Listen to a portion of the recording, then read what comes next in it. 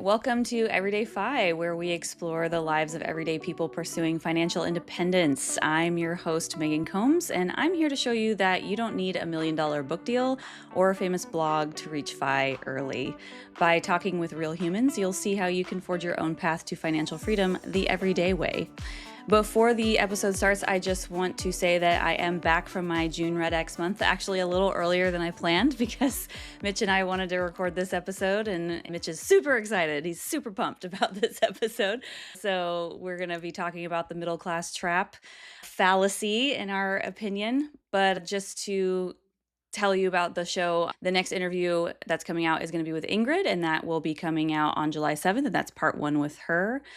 Also, just to note, this episode that we're recording today is going to be a little bit rougher than normal because we wanted to get it out soon. So we're literally recording it the Saturday before it comes out on Monday. So let's jump in and talk about this supposed middle class trap after a word from our sponsors. And we're back. Okay, Mitch, so for those who might not know what the middle class trap is, I'm going to explain it a little bit if you don't mind, because I actually literally listened last night to the BiggerPockets Money episode on this called The Middle Class Trap That Could Keep You from Fire, How to Escape It. It came out January 28th. I will link it in the show notes. Go ahead and listen to it if you want, but that's where the rage started for me. When I listened to this episode, I was like, what? I don't understand what's going on here. So, Mitch, do you want to talk about what the middle class trap is?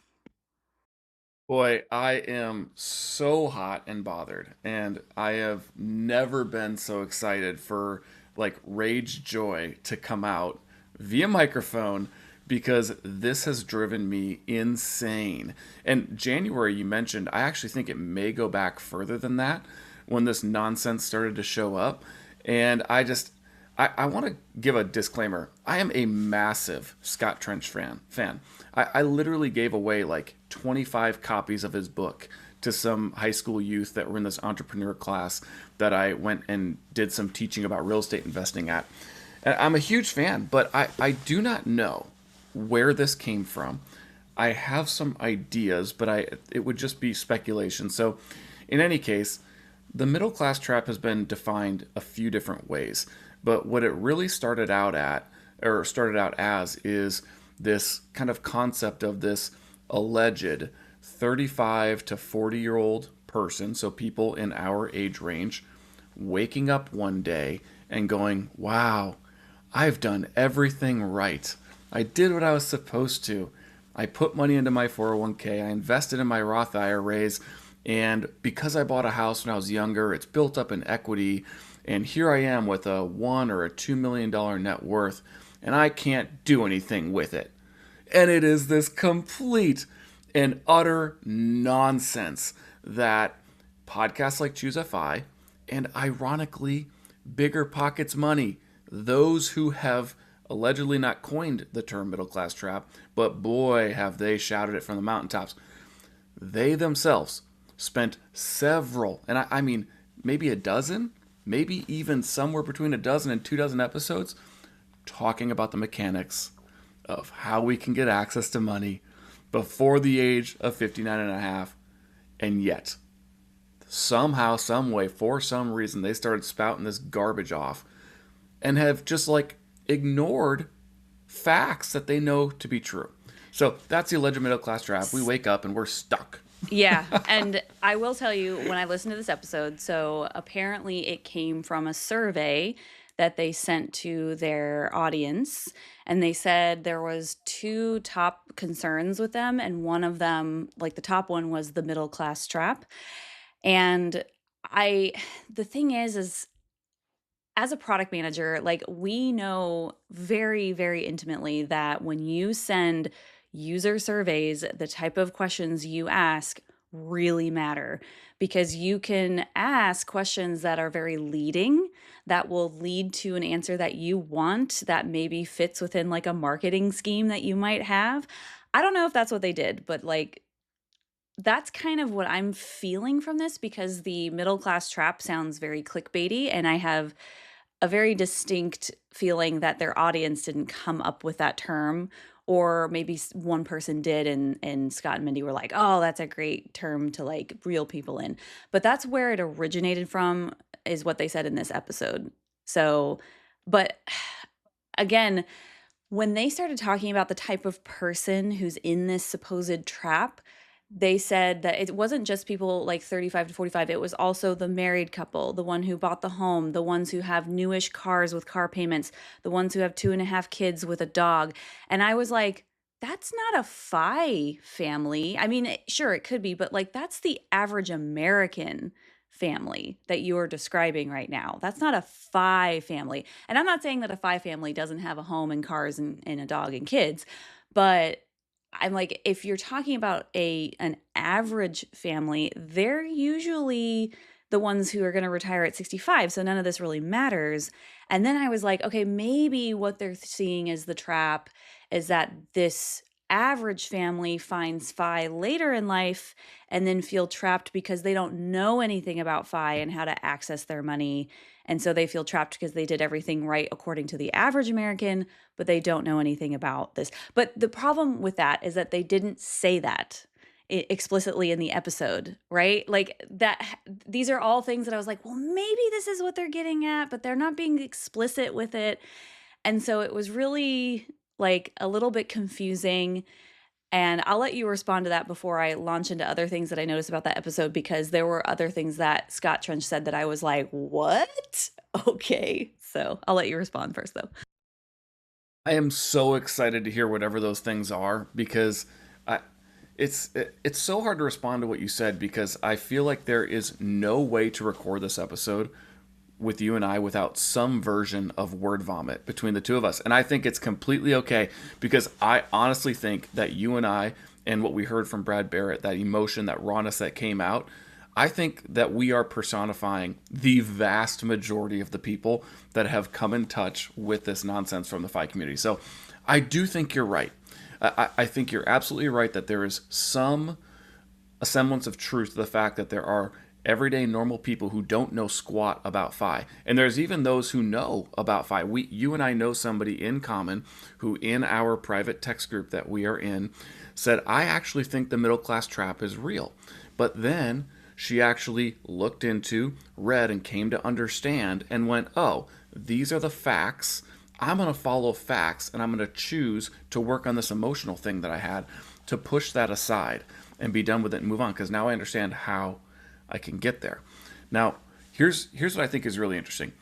You have a nice audience, large enough that advertisers are paying you revenue.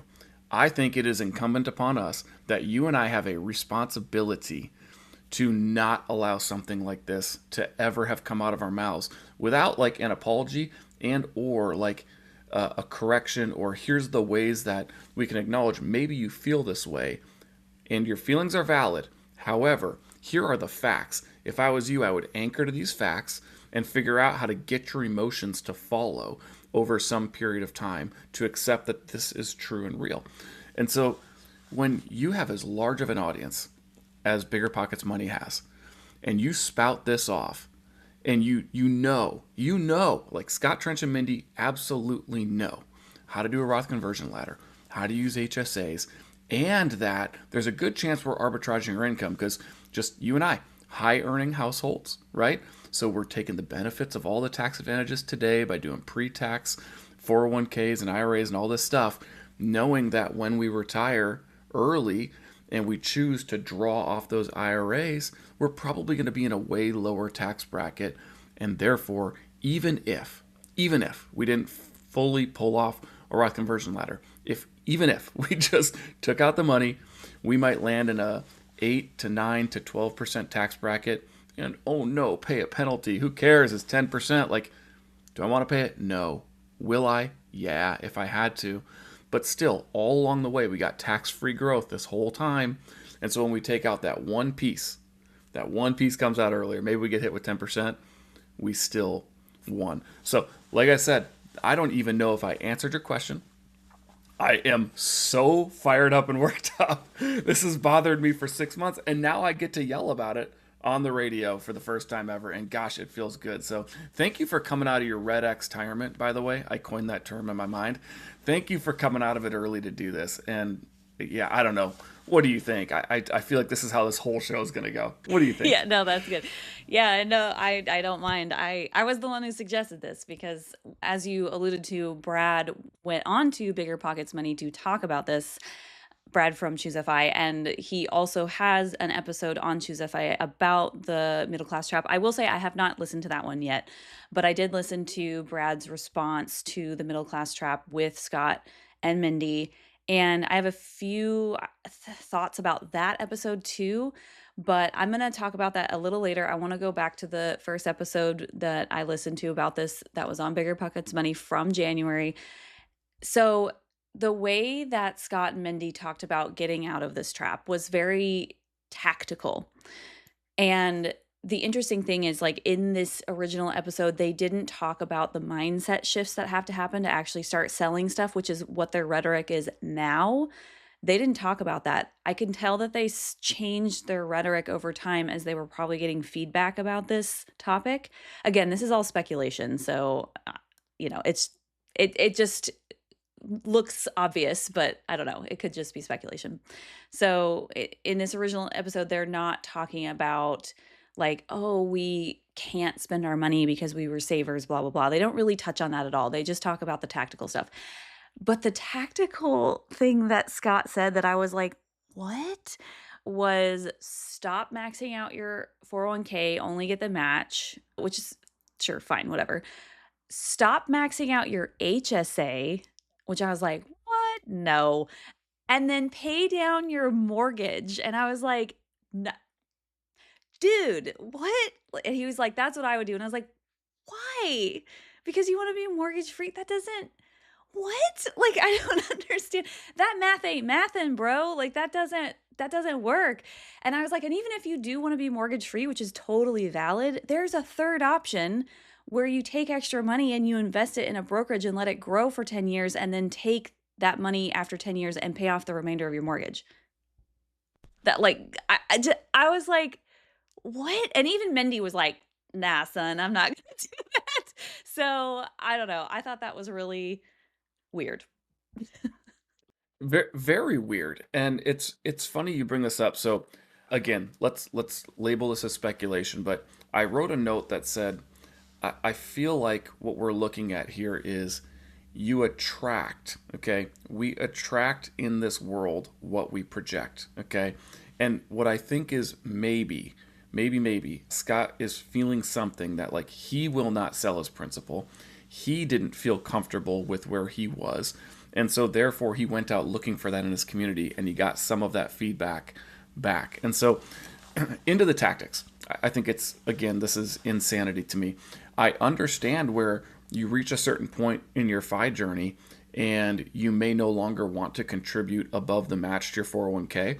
I personally believe that next year, 2026, I will only likely put in enough money into my 401k to get the match and then continue to further fund my brokerage account outside. I may not, we'll see, because I do have enough money to completely bridge all the gaps that I need in my brokerage account and with my real estate to where I probably can continue to take that benefit and Roth convert it later. But I'm getting to the point where I'm worried about running into not being able to convert it fast enough and running into RMDs. But I think that's probably something I can math out. Either way, staying on track. The HSA thing this is just what it's literally laughable. It is just absolutely laughable and insanity to me. Every day we go to Target and we buy everything from contact lens solution to cold medicine. We go to the chiropractor, collect up the receipts. This is not complicated. And it's why I go back to this. We have a responsibility to acknowledge, okay, maybe you feel trapped. And then if we have the answers, and boy, do those two have the answers. They had, and they have a responsibility, I believe, to give the answer to the test. And for whatever reason, it's willful ignorance. I don't know what it is. Choose not to. So these tactics make no sense. And paying off the mortgage early, I do believe there is a case to be made an absolute case to be made. So I'm sitting on a 2.75% mortgage. I do think there's a case to be made when you're all the way to where I am, which is I've reached financial independence. I'm trying to finish off my FatFi journey, and I'm closer to it than I realized, actually.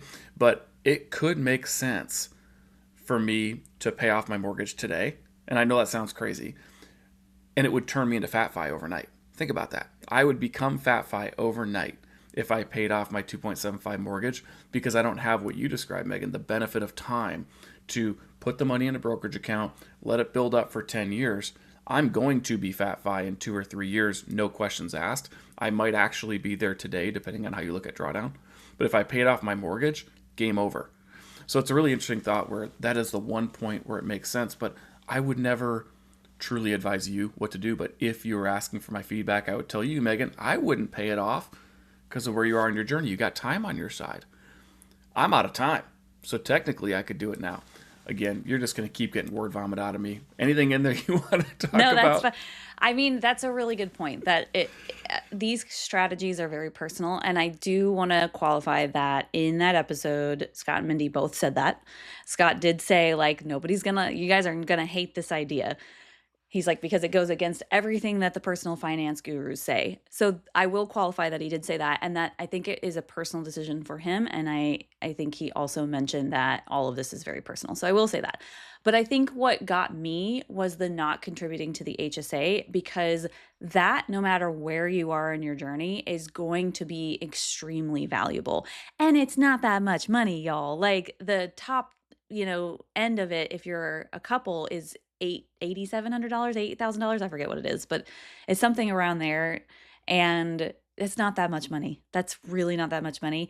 And let me just tell you a personal thing. Like, if I hadn't been maxing out my HSA, if I had been paying down 3% mortgages instead, I wouldn't be able to have a child right now. Oof. Yeah, like that. I mean, that's a big gap, because all of my like liquid net worth would be trapped in a house, right? Like there's the real trap. Like, so, yeah. And I was thinking about that. I was thinking about what are the real traps that you can get into. So you mentioned RMDs. I think that can be a trap, right?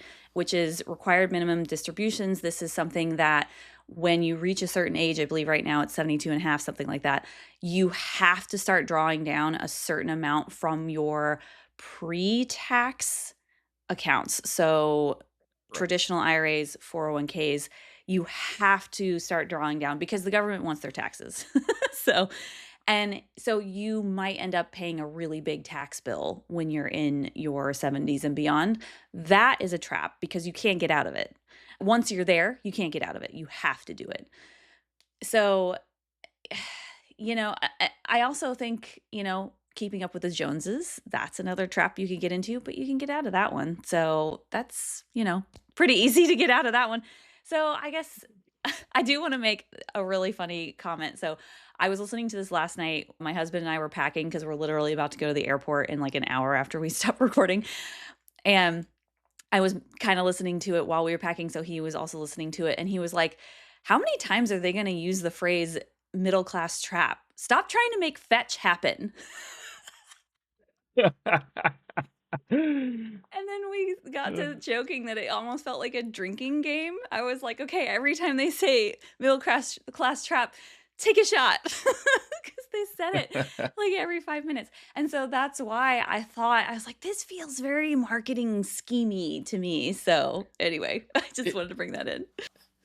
It 100% feels marketing schemey to me too. And I hate it from the depths of my soul because, again, I really have loved, like, and respect Scott Trench. But there are two moments in BiggerPockets Money history and BiggerPockets history where they've given me pause. And this is one of them. And the one that came prior to it is somewhere around a year ago. Scott posted an episode on BiggerPockets Money. And the easiest label I could give it is destroying syndications, the real estate and multifamily primarily syndications, and how there's all these problems with them and the mechanics with them and where that marketplace may be going. And I've actually had private email exchanges with Scott Trench about syndications because I invest in a few of them myself. And the timing of one of them was really bad to the point where I actually lost my entire investment on it. But the other two, thankfully, it was a quote unquote smaller investment because I worked a deal where I got in. But I feel terrible because I brought my brother-in-law into it, so he also lost his entire investment, and it's just a kick to the shins. But it is what it is. But they put this episode out just hammering syndications. And what happens 4 days later? BiggerPockets rolls out a partnership with a podcast called, oh my gosh, something about syndications. Passive Pockets. Sorry, it's called Passive Pockets. And what is it? It's a syndication podcast series. So literally on Monday, we trash syndications. On Thursday, we roll out a new partnership for a podcast called Passive Pockets that has existed for years by the host, and BiggerPockets acquired them or partnered with them, and they moved it to be branded under BiggerPockets. How is that possible, right? Just it gives me pause. What do you genuinely believe? Then you, as the CEO of BiggerPockets, roll out a partnership with syndications 4 days later. Very odd. And then this is the second one, and I want to think better of them. I really, really do. But I think we have good reason to have this moment of pause, and hopefully they start to pivot. Now, you can respond to any of that if you'd like, of course, but I have something I don't want to forget. I wonder, part of what I wonder is the reason there are enough people saying, yes, I feel middle class trapped.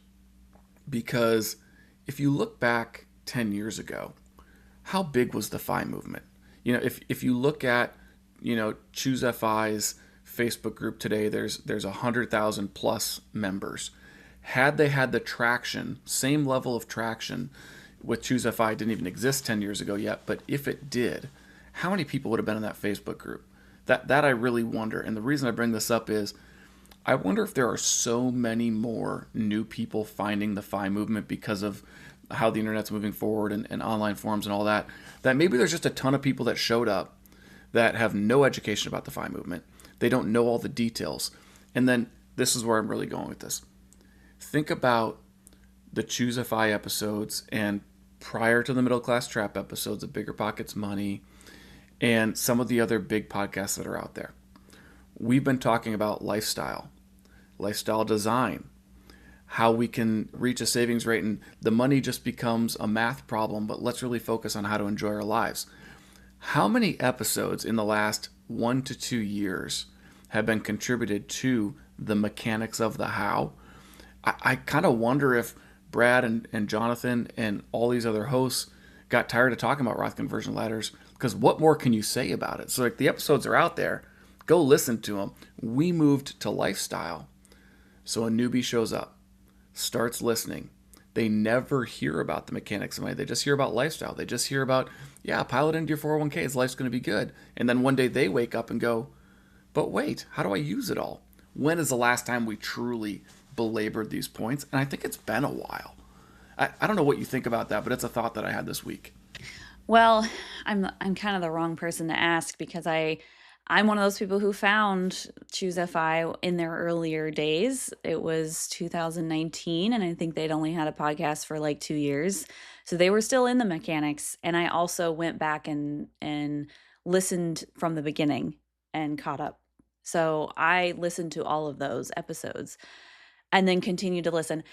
And then today, because I feel like I'm the advanced FI person, like I've got everything under control, I'm good. Like I don't really need to know the mechanics anymore.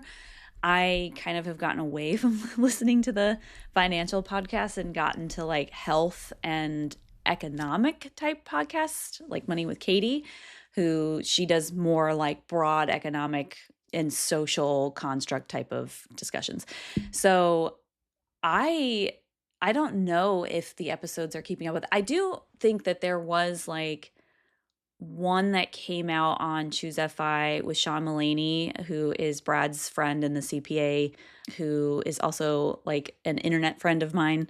He's a cool guy, I like him. And they were talking about how to access your funds early. I think they talked about the 72T in depth about, I don't know, I think a year ago. But I think it's like those kinds of episodes only come out maybe every few months versus in the beginning, they were coming out every week with something that was very tactical and very like walk away with what can you do? What can you do? And so maybe, yeah, maybe we do need to bring it back because there's so many new people, or we need to tell the new people, like, make sure you start at the beginning with some of these things. I know it's going to seem like it's not relevant because it's so long ago, but it really is still relevant. And yeah, so you're making me think about like, do I need to bring on tactical stuff on my podcast? I just don't feel equipped because I'm not a CPA, I'm not a CFP, I'm nothing. I'm a taught myself on the internet type. So yeah. I, I would say, do you have a responsibility? I'm not really sure. There's probably a way that you can move some of those discussions, like in your question. By the way, this is like now an on-air production meeting for your show. I do think there's a world where when you ask the question to your traditional guests, because I don't count as that, but when you ask the question of your traditional guests, what's your path or what's your investment model, whatever you ask them, and they say, oh, we do passive index funds or we do some index funds and some real estate. You could also ask them mechanically, what's your plan, or when did you start, or when do you think you'll start looking at things like the 72T or the Roth conversion ladder to bring that attention. I think is maybe something you could do subtly to do that if you'd like. Yeah, that's a great And I'm idea. gonna And I yeah, do want to, sorry, I didn't mean to interrupt, but I do want to say that I also am considering bringing on more expert voices. So I've gotten a lot of interest from people who are financial coaches who have reached out to me since I was on the ChooseFI podcast. I've actually had a lot of people reach out to me who are experts in the field. And so I thought about maybe bringing on some of them. And if any of them I connect with in a really great way, maybe bringing them on regularly to talk about some of this stuff. So that might be coming down the line. So I just want to say that. that's awesome. I wrote a note that says ask Brad for a beginner's list because fortunately you and I have a direct connection to Brad, as does anybody who wants to reply to his weekly newsletter. He will read it and he will respond. But I think a while back he had asked the audience through probably the Facebook channel what the must listen episodes are. And one of the must listens that I suggested didn't make the list, which I was salty about, and that's okay.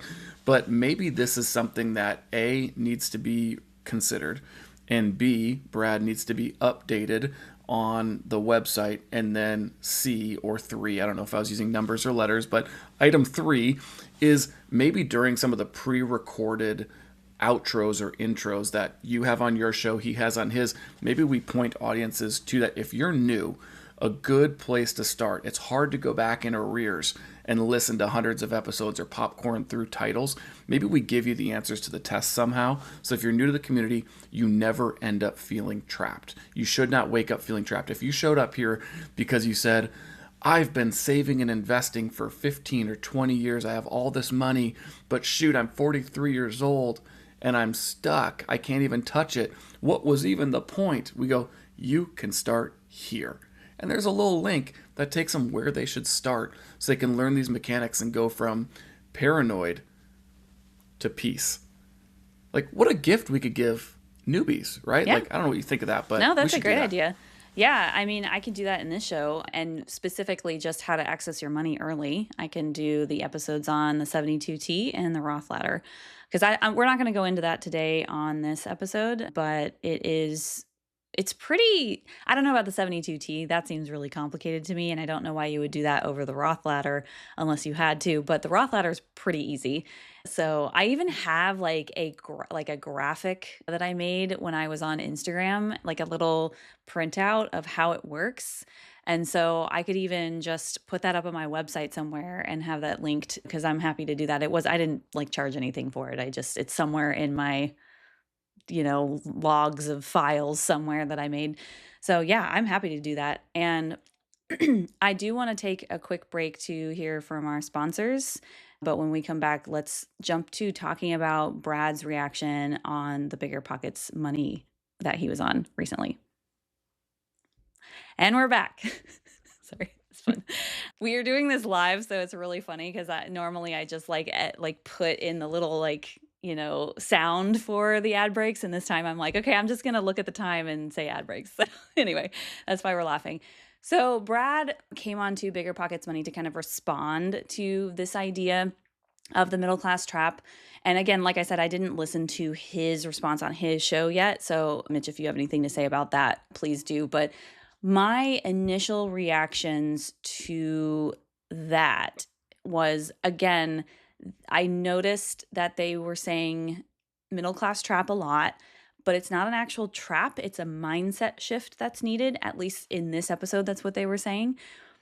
And like I said, that seems like a rhetoric shift of some kind from the original idea, where now they're talking about how, oh, it's hard for me as a saver who's been saving for years and years and years to spend down my money and sell my assets.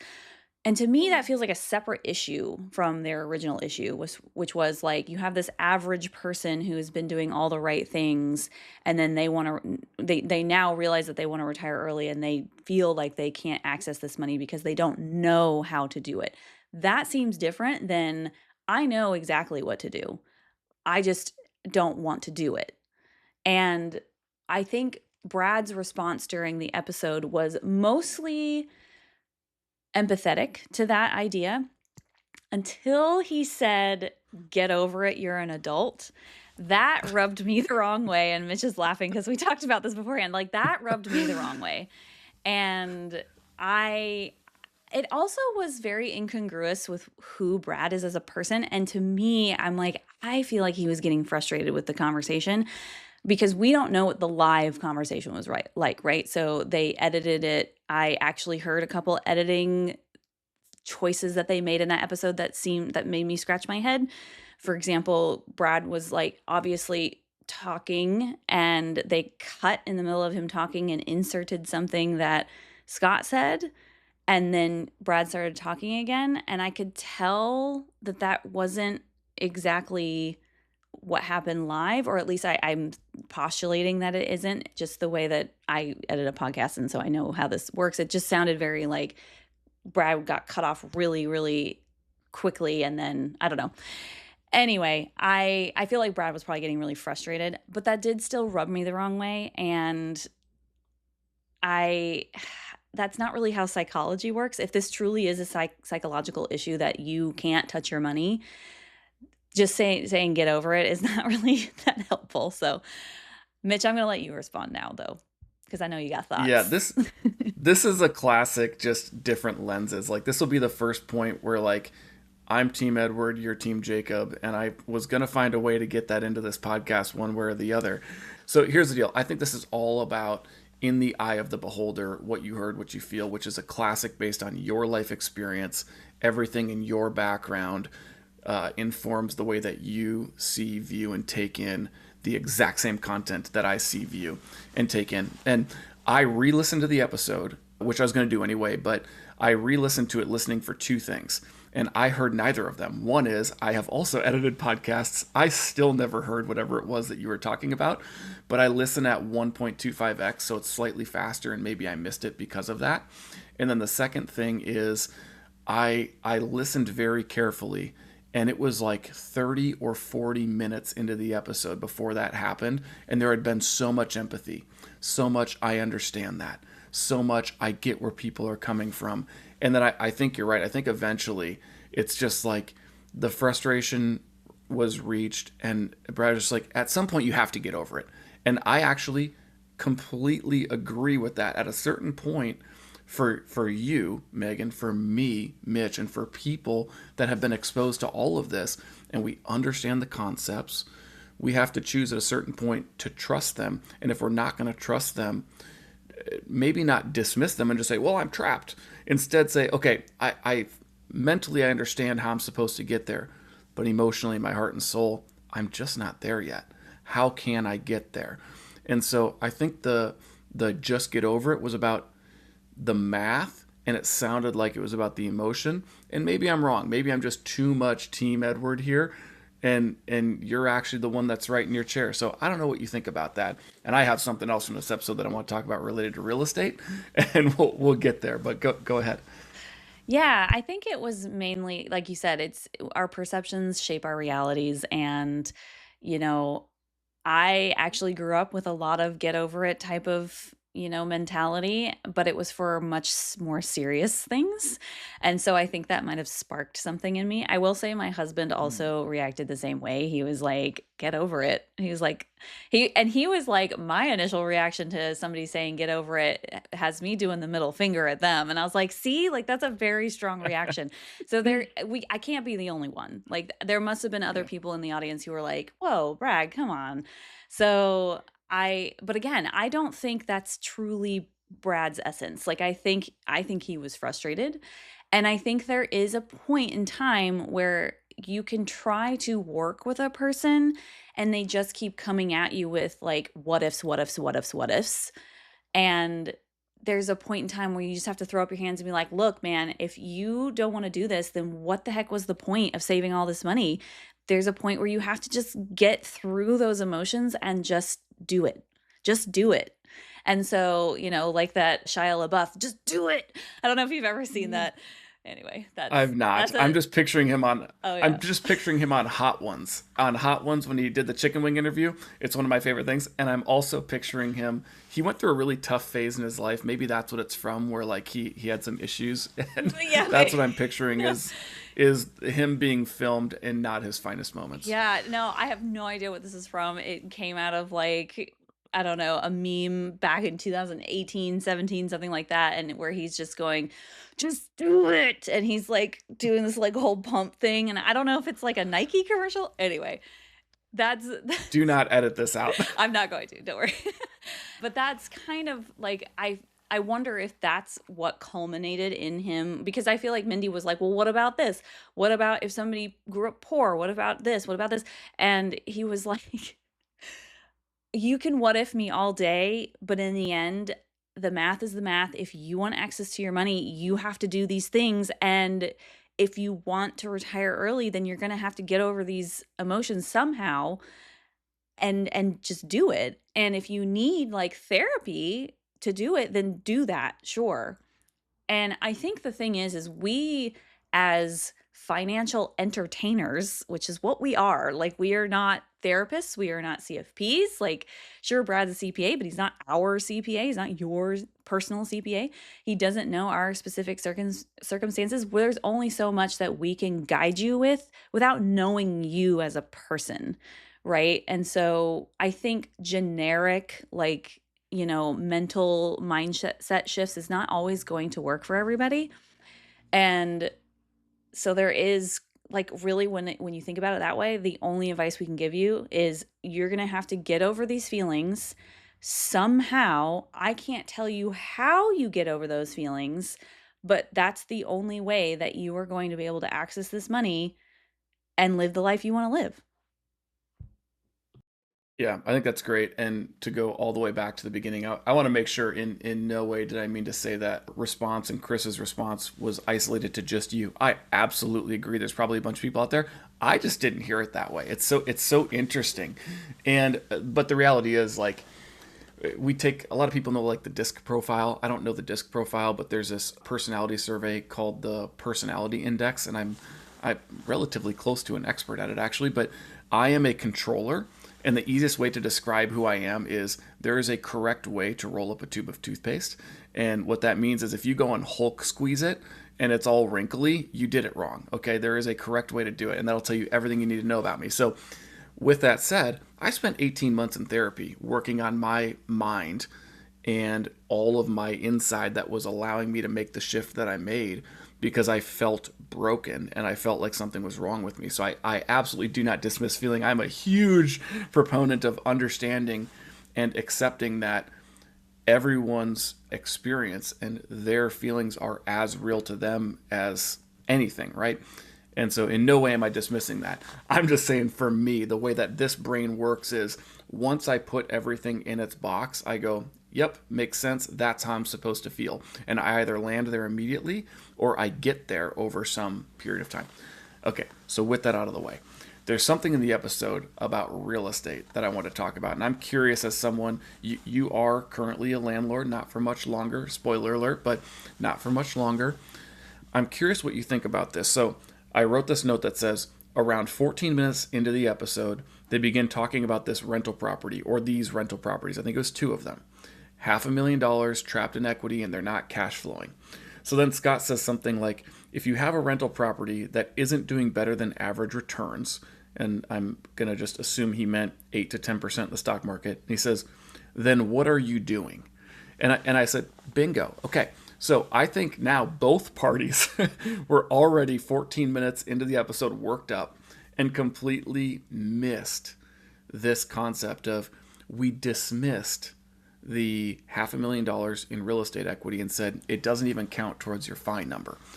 And this is not a critique or too critical of either party. I just think it's really interesting. Three very bright minds, very, very bright minds, all who own real estate missed that $500,000 absolutely should have been included in the FI number, because there's no way. Let's be real for a second, Megan. Pretend you got all the way to 75% of your FI number. And the way to finish off getting there was to go, I'm stuck with these two properties that cash flow me nothing.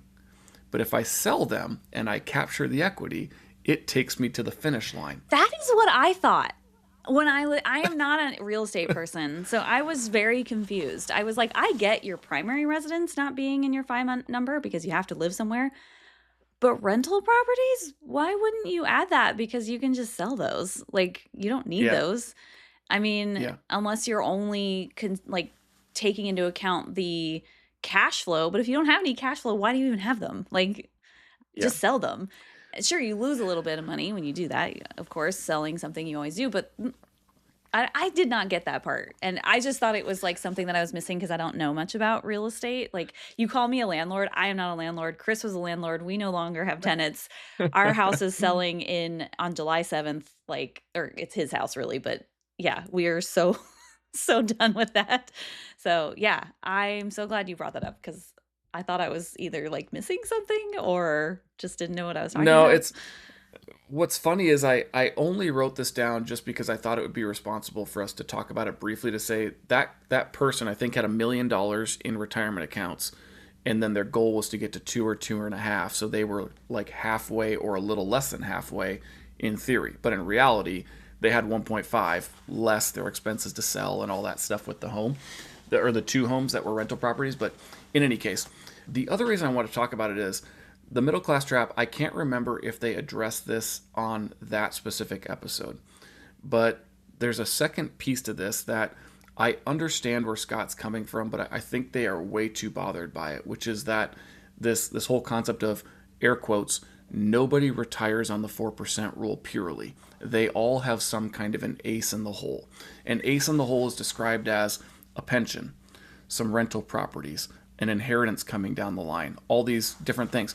And I don't dismiss that those things actually do get skipped. Social Security. Brad mentioned Social Security in the episode, that we skip out on giving credit to Social Security.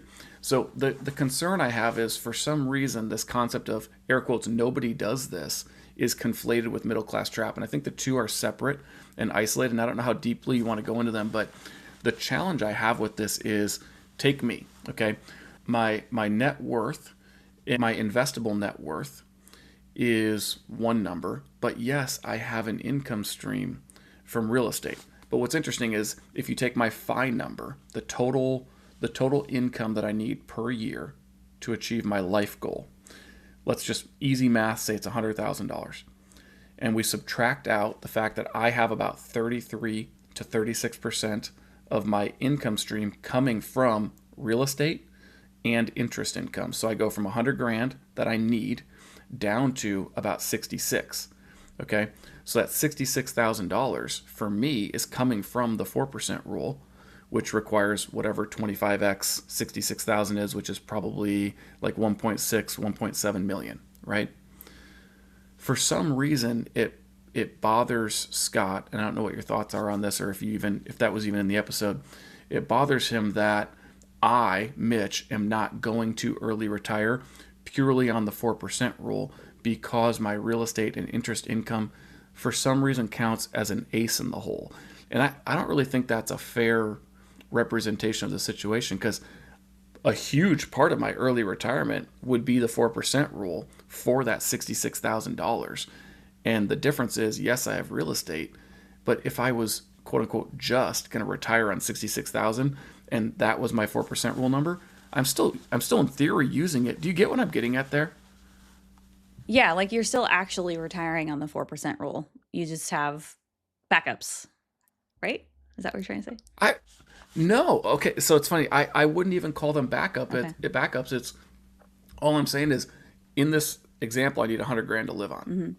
And 33 of it comes from an income stream. Yes, that's Oh, investments it's a that I make. 4% rule, but it's not just on your invested like investments. It's on your Yes. entire portfolio, which also includes rental properties. Is that what that's what you're saying? Yes. Okay, I get it. I get it. Yes. Okay. Yeah. Yeah. No, It's just go ahead. You can finish.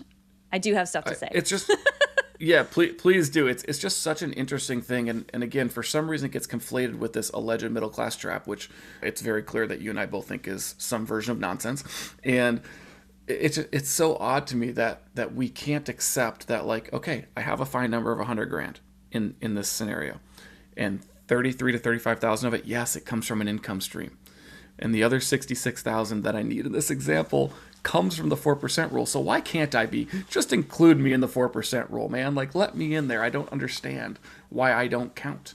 Yeah, and I mean, one thing that bothered me about that was he said, "Do you know anybody who's retired on the 4% rule?" And I was like, "That's not how data works, y'all." Like, you have to actually collect data from the FI community and ask people if they have retired on the 4% rule and how they did it to know the real numbers of our community and how that's working for people, because there's so many different ways to do this that, like, I'm thinking of Keith Nugent. I don't know if you know him, but he goes to a lot of the FI events, like almost all the Camp FIs. He goes to all the FI events because he likes to go and travel and see his friends. He was the skydiver. I interviewed him in a previous episode. I can put it in the show notes. And he has a portfolio of like I think 30 or 40 rental properties, and that's his retirement plan. That's what he lives on. Like I don't, and I can't tell you if he has any investments, but that's his main retirement plan.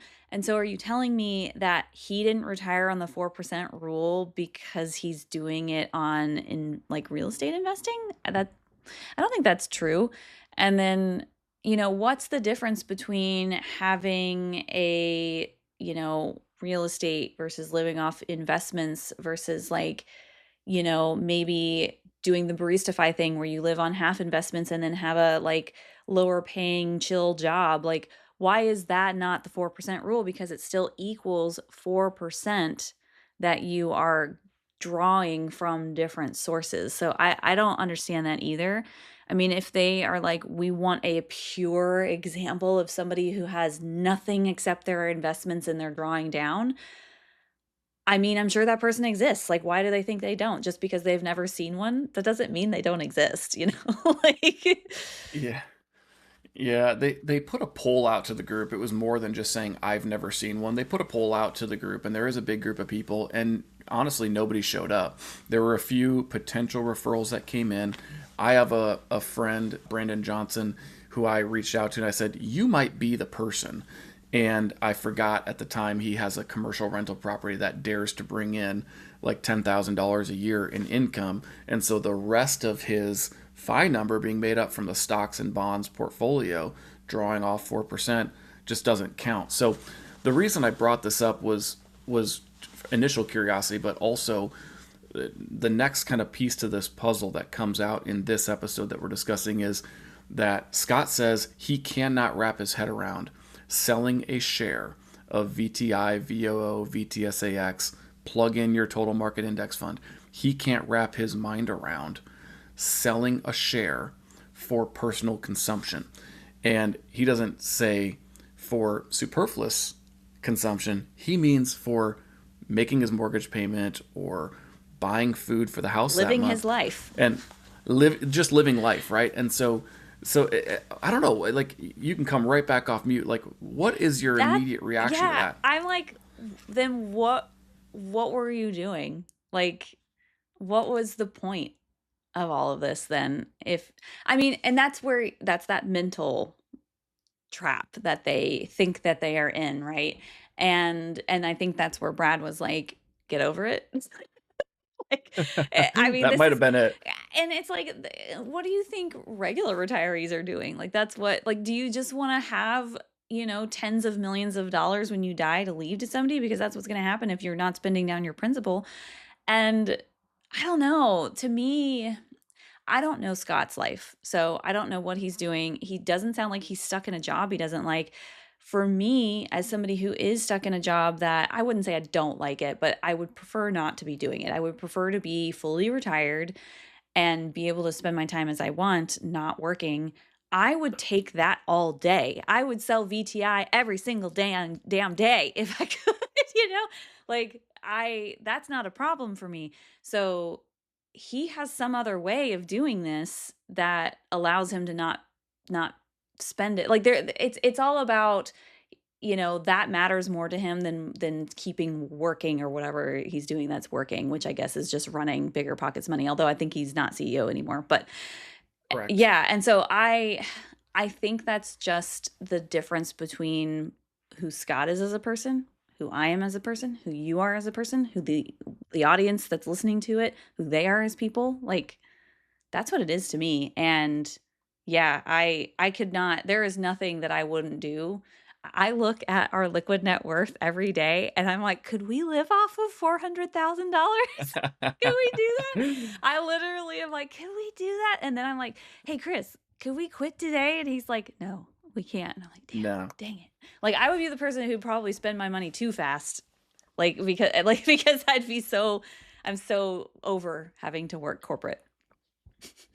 Yeah, it's so interesting. Like I am not that person at all. I'm completely content with selling something to buy something. And if Scott Trench hears this, I hope he will consider this to be analogous to a situation. I would argue that him quitting his job at Bigger Pockets as the CEO with his income streams that he has in place, I would say he did just sell a very sizable share of VOO by walking away from his income. And I can tell you, I felt that way a year ago when, I mean, it was literally a week and a half after you and I met in Vegas at that group event. A week and a half or whatever it was, 2 weeks later, I went and told my employer I was leaving and I was selling my equity. So I had it both ways. And I'm guessing Scott probably had some equity in Bigger Pockets that he may have sold as well. I gave back my income, not knowing if I was ever going to get it again. That sure feels like selling a share of VTI to me, honestly. And I literally sold back equity that I owned in the company.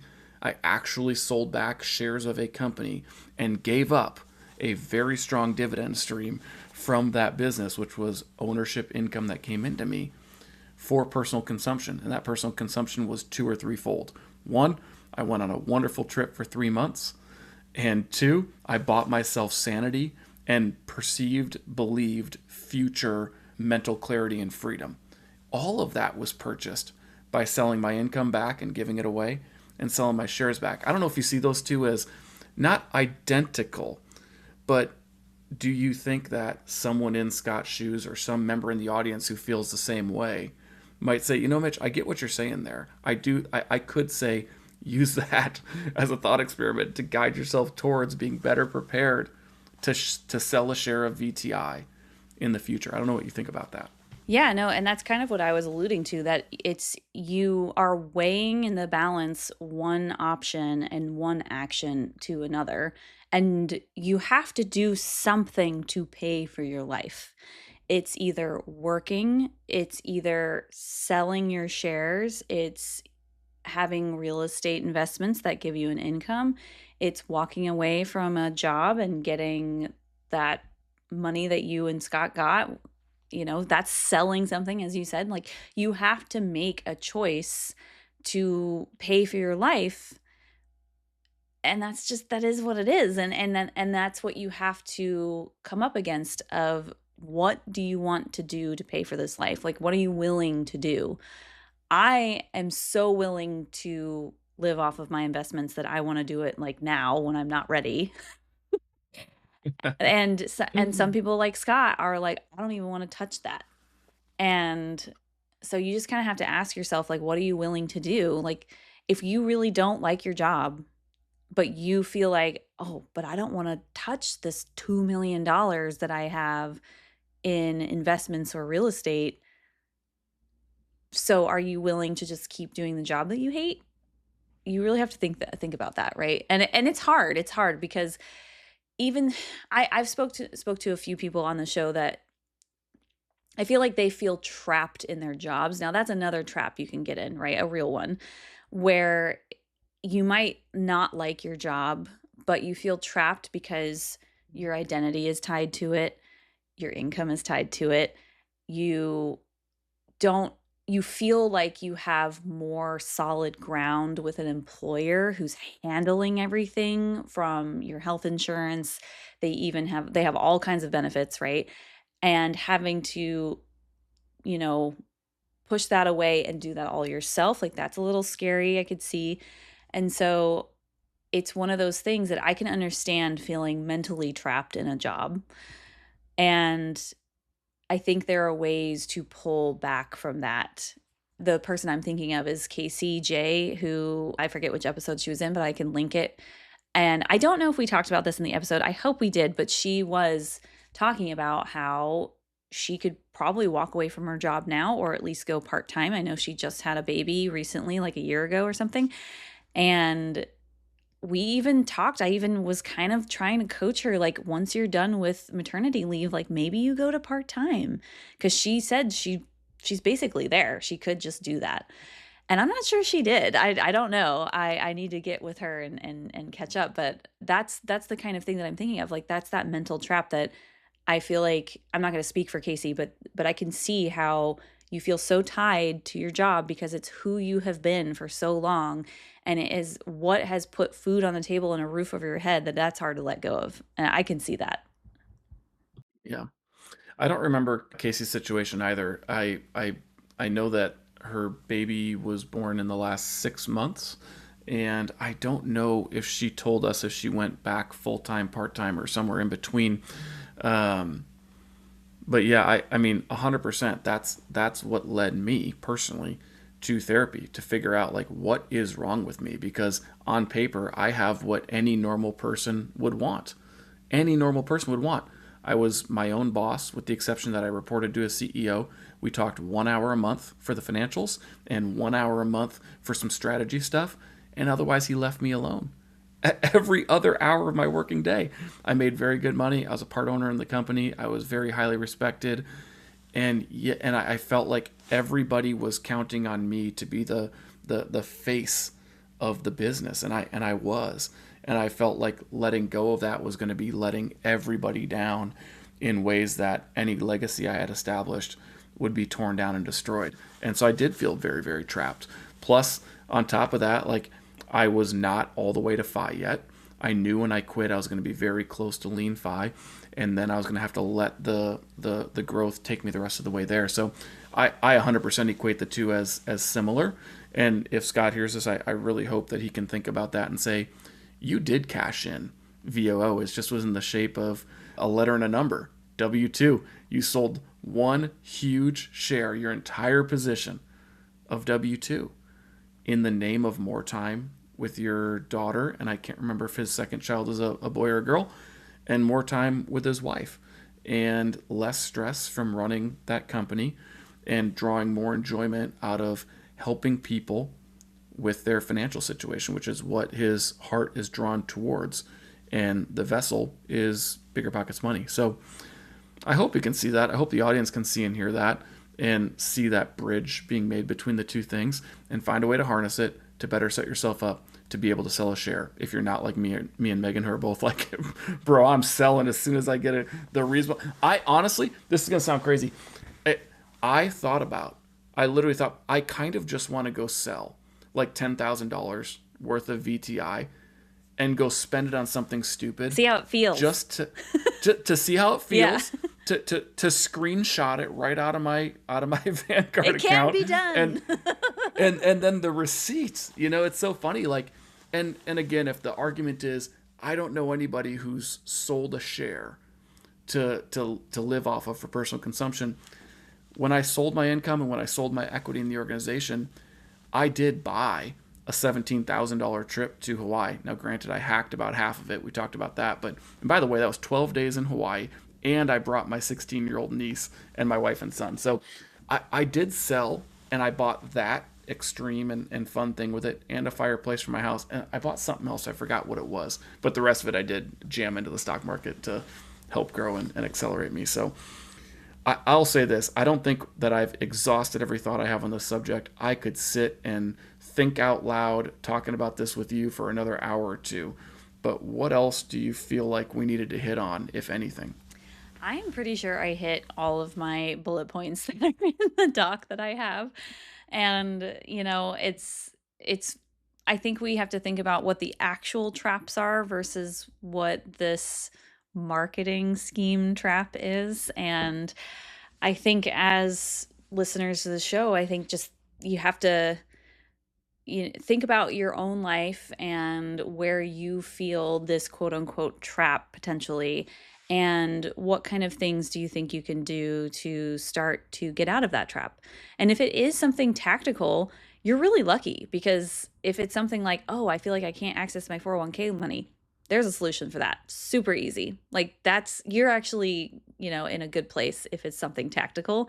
If it's something psychological, that's going to be a little bit more challenging, because there's a lot to unpack there for, how you see your money and how you see yourself, and all of that. Like, that goes all the way back to childhood trauma, yo. And if you don't have a therapist, I would get one, because therapy is amazing. Mitch said he was in therapy for 18 months. I've been in therapy since 2017, so that's 8 years. And I am a whole new person. Like, and I'm not going to spend much more time talking about therapy, but just, it's so helpful. I literally don't think I would have been married right now if I hadn't been in therapy. I'm serious. Like, I was a totally different person 8 years ago. But yeah, that's I think about it for me. Was there anything else you wanted to touch on, Mitch, before we let people go? No, not anything that wouldn't qualify as straight up 100% word vomit. So we'll let her go for now. And I hope this episode's helpful, and I will do my part and reach out to our friend and comrade Brad to see if we can find a way to regularly link newbies back to the mechanics, or long timers that need to be reminded of the mechanics, because it's been a long time since they've really thought about them or considered them. And some of the mechanics take 5 years to work out. And you know what? I lied. One last really quick thing. Earlier on, you said, I don't know why you would do the 72T instead of the Roth conversion ladder. Interestingly, the 72T can be put into place today. The Roth conversion ladder, you have to be ahead of the game by 5 years for that whole seasoning period to work itself out. So in a world where you've got enough other assets to draw from, whether it's cash savings or Roth contributions, wherever, or real estate income like I have, whatever. You have some, but you don't have all of what you need.